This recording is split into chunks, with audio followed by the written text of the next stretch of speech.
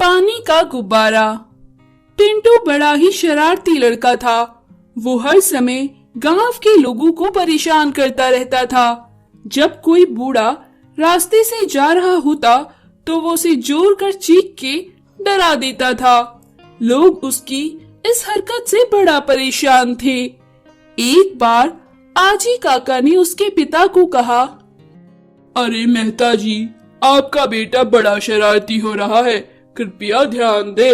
वो बच्चे बूढ़े सबको बड़ा परेशान करता है। अभी से अगर नहीं समझाओगे तो हाथ से निकल जाएगा। इस पर पिंटू के पिता बोले, अरे कैसे बिगड़ जाएगा, पुलिस इंस्पेक्टर का बेटा है, अभी तो बच्चा है, थोड़ी बहुत शरारत कर भी देता है तो क्या, जब कोई नुकसान हो तो बोलना। इस पर आजी काका वहाँ से अपना सा मुंह बनाकर चले गए। पिंटू अपने पिता की ढील से दिन प्रतिदिन बिगड़ता जा रहा था। उसकी शरारतें बढ़ती ही जा रही थी। पिंटू के पिता पुलिस इंस्पेक्टर थे, इसलिए गांव के लोग उसे कुछ ना कहते थे। पिंटू के गांव में एक गुब्बारे वाला अनिल गुब्बारे बेचा करता था। अनिल का बेटा सुमित भी उसके साथ गुब्बारे बेचने जाया करता था। सुमित भी पिंटू के साथ उसी स्कूल में पढ़ता था जहां पिंटू पढ़ता था। गांव में सुमित को गुब्बारा बेचता देख पिंटू उसे चिढ़ाता था, एक गुब्बारे वाला जा रहा है, ओ सुमित गुब्बारे वाला है। पिंटू रोज अनिल से गुब्बारा लेता था, भैया भैया आज मुझे लाल गुब्बारा दे दो। इस तरह वो कभी लाल, पीले, नीले, हरे गुब्बारे अनिल से लेता था। पिंटू फिर उस गुब्बारे को कभी चौपाल में बैठे लोगों के बीच अचानक से फोड़ देता तो कभी छोटे बच्चों के कान के पास ले जाकर फोड़ देता था, जिससे बच्चे, चौपाल में बैठे लोग, औरतें, सारे लोग परेशान होते। उनको परेशान होता देख पिंटू को बड़ा मजा आता था। एक बार पिंटू को एक शरारत सूझी। उसके पापा उसे रोज 100 रुपए देते और मम्मी से भी उसे 100 रुपए मिल जाते थे। वो उन पैसों को फिजूल खर्च में उड़ा देता था।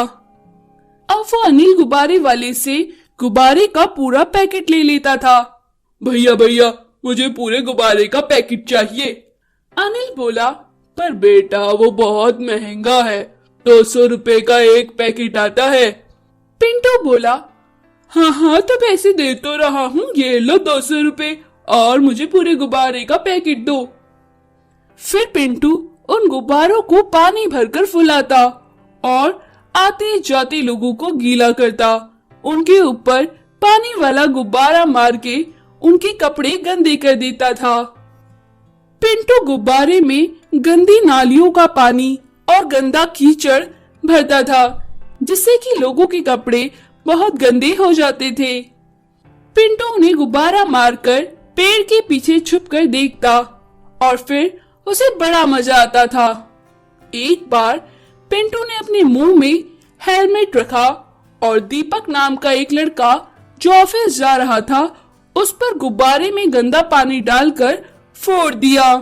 दीपक के सारे कपड़े गंदे हो गए। उस दिन वो काम पर नहीं जा पाया। दीपक के साथ ऐसा रोज होने लगा।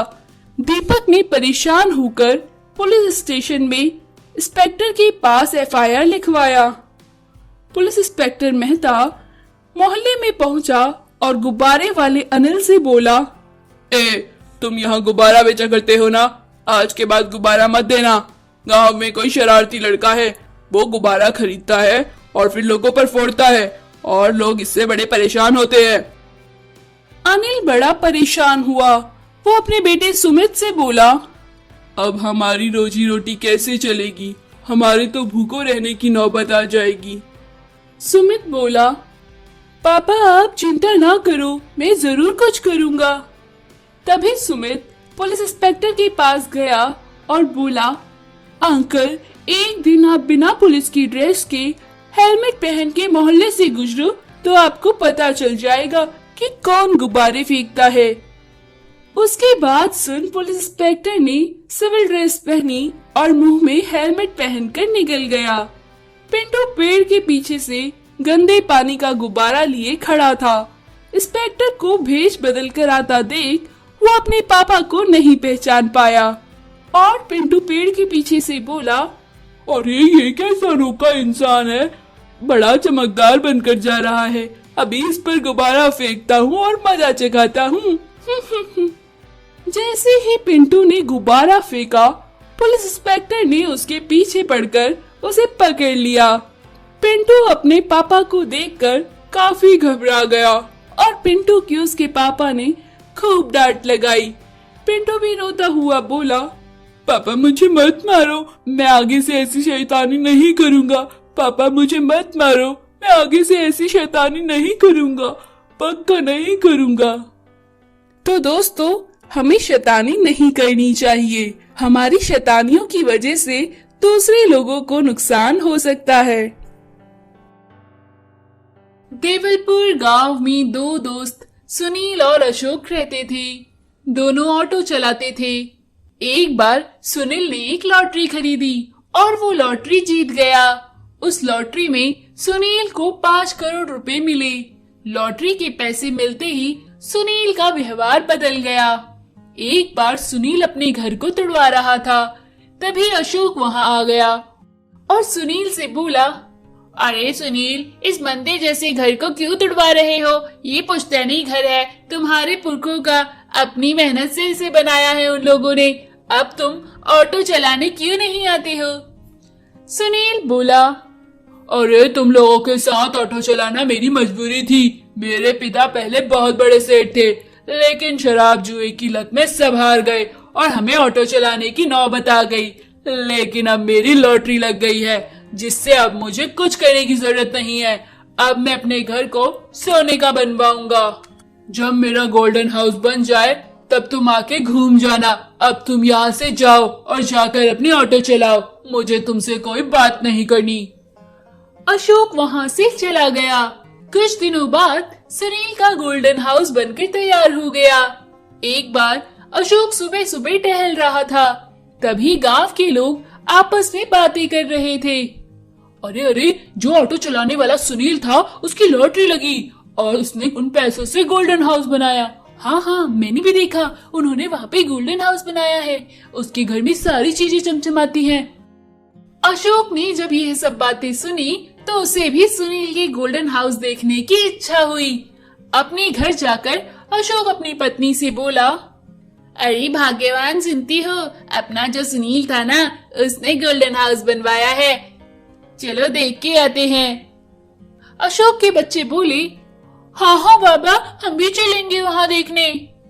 अशोक की पत्नी बोली, कोई नहीं जाएगा वहाँ। सुनील के अंदर बहुत ही घमंड आ गया है, अपने पैसों को जब देखो रौब जमाता है।